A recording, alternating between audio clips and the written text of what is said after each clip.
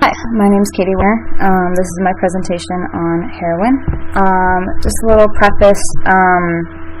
Heroin is an opiate that can be taken in many different forms. It can be eaten, it can be smoked, it can be insufflated, and it can be used intravenously. So, the origins of heroin. First, there was opium.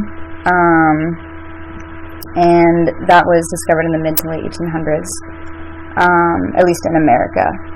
It was introduced into America by the Chinese immigrants who were working on the railroads out west, and it was actually a lot more common to find those wild westerners in a prone position with oriental prostitutes in an opium den than it was to find them in the classic western saloon. So I thought that was cool. It was promoted as a cure for alcoholism. Clearly that was going to work because it's very, very addictive. After that, there was morphine. It was developed as a painkiller in 1810, and it was used during the Civil War for soldiers who had injuries, and it was a painkiller. And it went widely unrecognized that it was addictive throughout the war, and even for a little bit afterwards. And it eventually became an epidemic after a lot of the soldiers came home after the Civil War. This is a picture of an opium den. This is one that you would see out west or in China. Opium's been around for thousands of years. And this is a little bottle of morphine that soldiers used to use when they were fighting the war.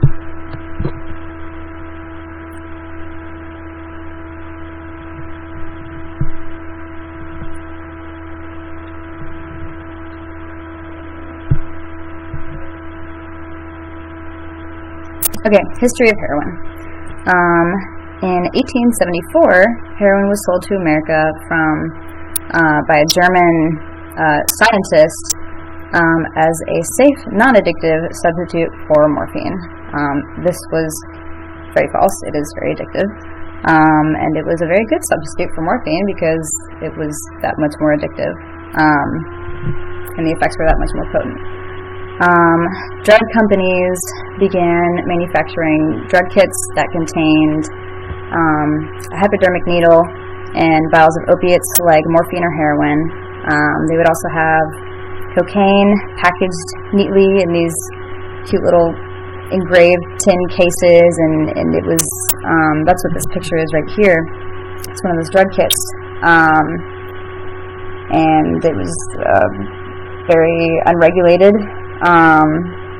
It was legal until 1920 when Congress enacted the Dangerous Drug Act. After that, methadone was developed as a way to reduce overdoses, but it wasn't a solution. A lot of heroin users today try and use that to wean themselves off of heroin. Heroin also was used to treat alcohol withdrawal, cancer, depression, sluggishness, coughs, colds, tuberculosis, and even old age. It was considered a miracle drug for a very long time, until it became illegal. It was very popular in large East Coast cities, especially after it became illegal, because there were long-established drug trafficking channels and ethnic groups that were accustomed to providing the drugs to customers.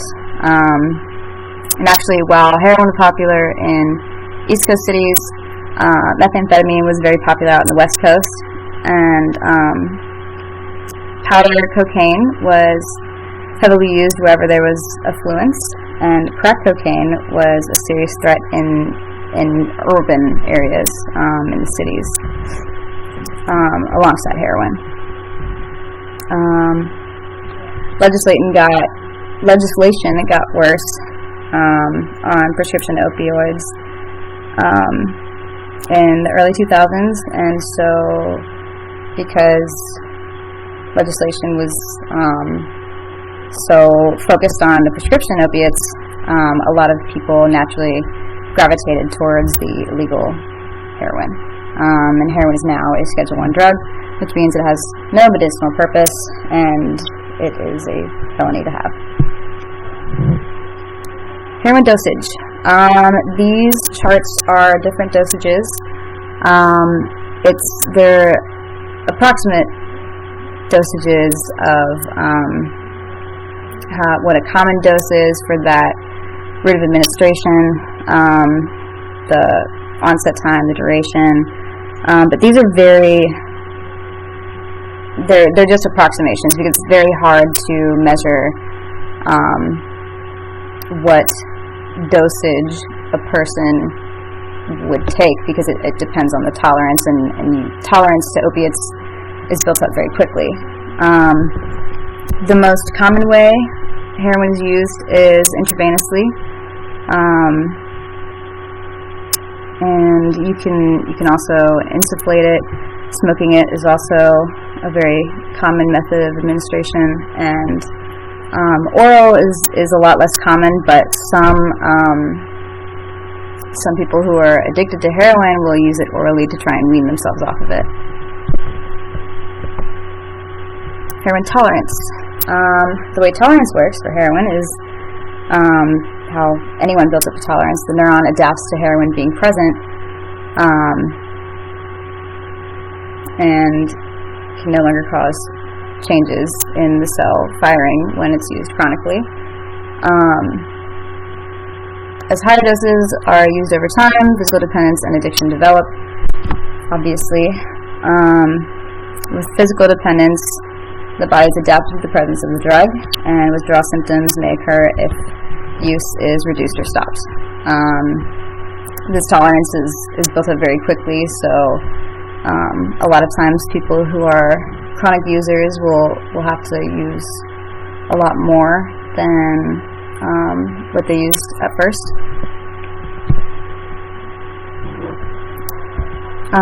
Acute and chronic physiological effects. The acute effects, the biggest one that people experience is the rush. That would be the dopamine coursing through your brain, among other neurotransmitters. A couple of other side effects: you get a warm, flushing of the skin, you get dry mouth, you feel heavy, you get nauseous or vomit, because that's a common reaction to any opiate. You get itchy or drowsy, mental function is clouded, heart function slows, because heroin does act on the respiratory system. Breathing is slowed, and if you do too much, or if you use chronically, you can go into a coma. Some chronic physiological effects, obviously brain damage. It affects your decision making, behavior regulation, and response to stress. You don't perform very well in those areas as well as you did before you used heroin. You develop a tolerance, and eventually a physical dependence and addiction. And then if the user tries to stop, they will go through withdrawal, and the physical withdrawal symptoms of heroin are a lot worse than a lot of other substances. You get very restless, you get just sore everywhere, you have muscle and bone pain, you have insomnia and diarrhea and vomiting, cold flashes or goosebumps, leg movements, and it's all just in response to the drug no longer being present in the brain, and your body is trying to adjust. Psychological effects. It's really the biggest thing that happens when a person is using heroin, especially chronically, is they quickly start reprioritizing their life. Their life starts to revolve around the use of heroin, and people will quit or lose their jobs or where they live, They'll engage in other illegal behavior to obtain the drug, like stealing, and they lose. They can lose family. They can lose friends. There's any other priority that should be there is always going to be below heroin. And because of this, there are only 3 main outcomes of heroin addiction, and these are incarceration, mental hospitals, and death if a chronic user can't stop using or can't slow down, at the very least. Heroin toxicity. Again, this is very subjective. A toxic or lethal dose really depends on the user's tolerance, because the usual dose for a heroin addict could be very dangerous for a new user or even the same addict after a period of abstinence. It's said that a dose of 20 milligrams of heroin may be lethal in non-tolerant subjects, while addicts may tolerate 10 times larger. But fatalities have been observed after a dose as small as 10 milligrams. And the plasma concentration of morphine after the lethal overdosage of heroin can range anywhere from 0.01 to 0.09, which is actually a big range. So it's very hard to determine the toxicity of heroin, especially since there could be a number of other things mixed in with it.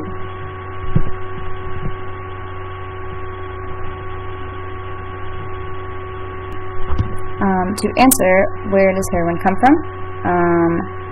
The answer is B. It is extracted from poppy plants. Heroin is made from the resin of poppy plants.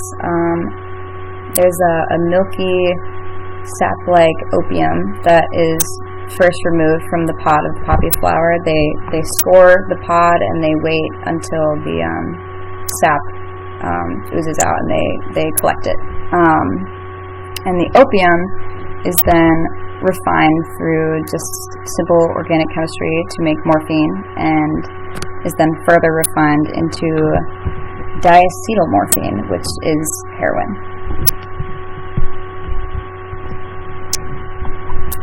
Mechanisms of action. Okay, so what normally occurs in the brain is inhibitory neurotransmitters like GABA are released to decrease the release of dopamine from another neuron. Endorphin which is a naturally occurring chemical in the brain, is very similar to morphine, binds to the inhibitory neuron that releases GABA when a person is experiencing pain. And this binding inhibits GABA from being released, which causes more dopamine to be released from the next neuron into the synapse, giving it more chances to bind with the dopamine receptor. Dopamine is the pleasure neurotransmitter, which is what enables you to deal with higher levels of pain, and also what makes food enjoyable and sex enjoyable, and it's a big part of what heroin does in the brain. And heroin actually mimics this neurotransmitter. It mimics endorphin and mimics morphine, so that it is able to bind with that opiate receptor on the inhibitory neuron, which then inhibits the inhibitory neuron from releasing GABA. This causes more dopamine to be released, which helps with the pain relief, and it also reinforces the pleasure pathway. Another thing that heroin does is it slows down your respiratory system, and that's why you have slowed breathing, and you can go into a coma if your respiratory functioning is too depressed. The only difference between heroin and morphine is that it's able to get through the blood-brain barrier more quickly and more easily. So that's what makes it more potent.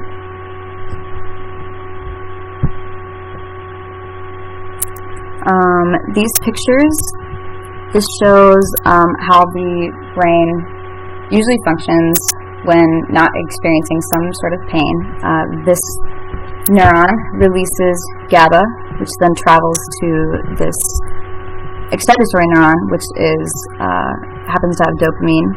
And when the GABA goes and inhibits this neuron, less dopamine is released, and there are less chances for it to bind to these dopamine receptors in this postsynaptic neuron. When endorphin connects to the inhibitory neuron, GABA is not released, and dopamine is not inhibited, and so it's released into the synapse, and it has more chances for it to bind, and that is exactly what heroin does. It does the exact same thing as endorphin. It's just it easily passes through the blood-brain barrier and is extremely potent.